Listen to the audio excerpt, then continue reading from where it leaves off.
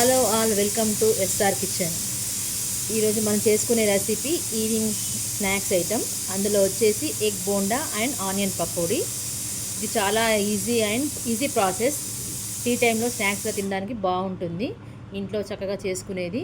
దీనికి కావాల్సిన ఇంగ్రీడియంట్స్, దాని ప్రాసెస్ ఈ వీడియో చూద్దాం. దానికి కావాల్సిన పిండిని తయారు చేసుకుందాం. దానికి కావాల్సిన ఇంగ్రీడియంట్స్, శనగపిండి షాపులో తెచ్చింది కాదండి, నేను ఇంట్లోనే శనగపప్పు, అందులో కొద్దిగా రైస్ వేసి పట్టించి పెట్టింది. ఇలా అయితే శనగపిండి చాలా బాగుంటుంది. శనగపిండి 2 కప్స్, అందులో 1 టేబుల్ స్పూన్ చిల్లీ పౌడర్, టేస్ట్కి సరిపడా సాల్ట్, కొద్దిగా వాము, చిటికెడు తినే సోడా వేసుకొని వాటర్ వేసుకొని కలుపుకోవాలి. మరీ తిక్కగా కాకుండా మరీ పల్చగా కాకుండా మీడియంగా కలుపుకోవాలి. బజ్జీ ఇంకా క్రిస్పీగా రావాలంటే అందులో 1 స్పూన్ హీట్ ఆయిల్ వేసుకుంటే బజ్జీ చాలా క్రిస్పీగా వస్తుంది. దీన్ని బాగా కలిపి పెట్టుకొని 10 మినిట్స్ పక్కన పెట్టుకోవాలి. పక్కన పెట్టుకున్న పిండిని మళ్ళీ తీసుకొని కొద్దిసేపు బాగా కలుపుకోవాలి. అంతకుముందే నేను ఎగ్ బాయిల్ చేసుకొని హాఫ్ కట్ చేసి పక్కన పెట్టుకున్నాను. బాయిల్ చేసిన ఎగ్స్ కట్ చేసి పెట్టుకున్నాను. ఆనియన్స్ కూడా రౌండ్గా కట్ చేసి పెట్టాను. ఆయిల్ హీట్ అయిన తర్వాత ఒక్కొక్క ఎగ్, ఆల్రెడీ నేను పక్కన పెట్టుకున్న ఎగ్స్ ఉన్నాయి కదండి, అందులో ఒక్కొక్క ఎగ్ని తీసుకొని పిండిలో డిప్ చేసి ఒక్కొక్కటిగా వేయాలి. ఎగ్ని ఫుల్గా ముంచకూడదు. ఒక సైడ్ కొద్దిగా పిండి లేకుండా వేస్తే ఎగ్ బాగా ఫ్రై అవుతుంది. ఇలా వేసి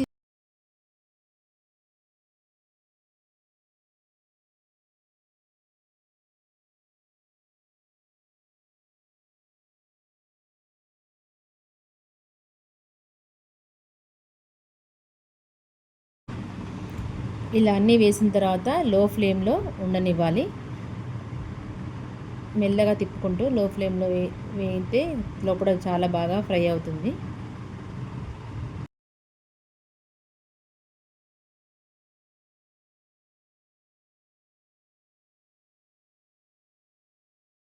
గోల్డెన్ బ్రౌన్ కలర్ వచ్చే వరకు దాన్ని వేయించాలి. చూడండి, గోల్డెన్ బ్రౌన్ కలర్ వచ్చేసింది. దీన్ని ఇప్పుడు మనం ప్లేట్లోకి తీసుకుందాం.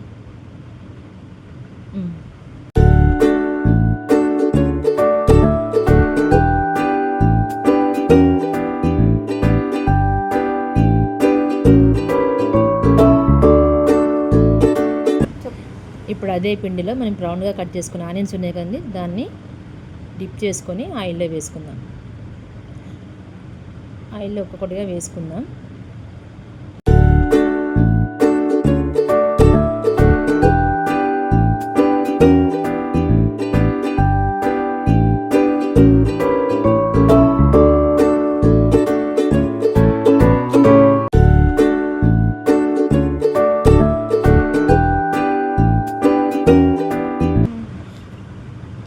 వీటిని కూడా లో ఫ్లేమ్లో వేయించాలి, గోల్డెన్ బ్రౌన్ కలర్ వచ్చే వరకు.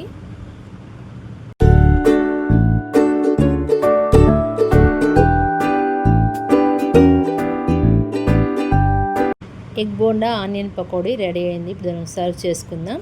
మీ కనుక ఈ రెసిపీ నచ్చినట్లయితే లైక్ చేయండి, షేర్ చేయండి, సబ్స్క్రైబ్ చేయండి. మళ్ళీ కొత్త రెసిపీతో నెక్స్ట్ వీడియోలో కలుద్దాం.